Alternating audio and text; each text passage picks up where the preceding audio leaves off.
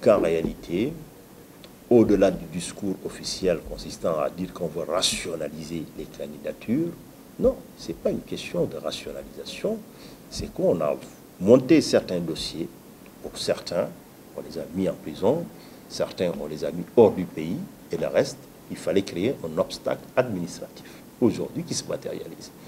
Mais il pourrait y avoir un retour de bâton, parce que le pouvoir lui-même, Macky Sall pourrait se retrouver avec une candidature invalidée. C'est moi qui vous le dis aujourd'hui. Et quand je le dis, j'ai des éléments objectifs sur lesquels, et légaux, sur lesquels je vous le pose. Je viens de vous illustrer aujourd'hui le fait de dire aux gens que vous pouvez collecter des non-signatures, alors que la loi dit que vous devez amener des signatures et pas des non-signatures. Quelqu'un qui ne s'est pas signé, ce n'est pas une signature. C'est-à-dire, comme je dis, c'est une loi même à la limite dangereuse, qui pourrait conduire à une vacance du pouvoir ici au Sénégal. Le parrainage actuellement, même avec leur arrêté, ils disent que, voilà, 4 mois pour vous préparer.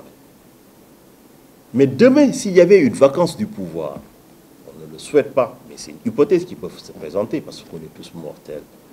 La Constitution dit que le président de la République, il est remplacé automatiquement, pas automatiquement, mais sur approbation par le président de l'Assemblée nationale, qui va assurer la suppléance.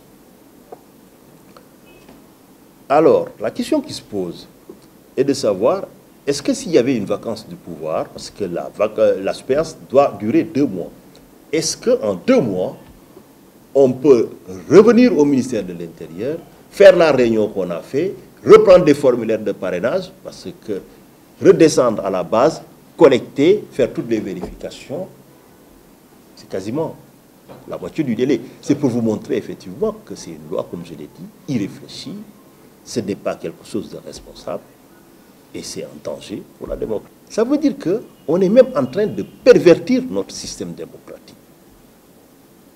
Aujourd'hui, il y a des gens, comme vous l'avez vu, qui ont été arrêtés parce qu'ils voulaient vendre. Ce qui veut dire que certains ont vu quand même une opportunité de business dans le parrainage. Et pourtant, on pouvait éviter les choses.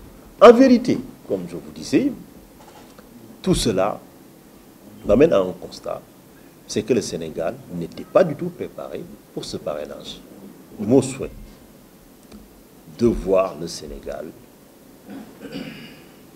tourner cette page le 24 février 2019 et s'ouvrir une nouvelle ère. Une nouvelle ère où le citoyen sénégalais va pouvoir enfin se réconcilier avec la politique, où les citoyens vont reprendre le pouvoir. Une nouvelle ère où l'état de droit va être restauré, où les institutions vont fonctionner normalement, où ceux qui ont été condamnés à l'issue de procès arbitraires retrouveront la liberté, où ceux qui ont été bannis du territoire pourront revenir, mais aussi où les Sénégalais seront réconciliés avec eux-mêmes pour que la politique ne soit plus complot, qu'il ne soit plus synonyme de règlement de compte, de scandale, mais qu'on mobilise toute cette énergie au service de la construction de notre cher pays.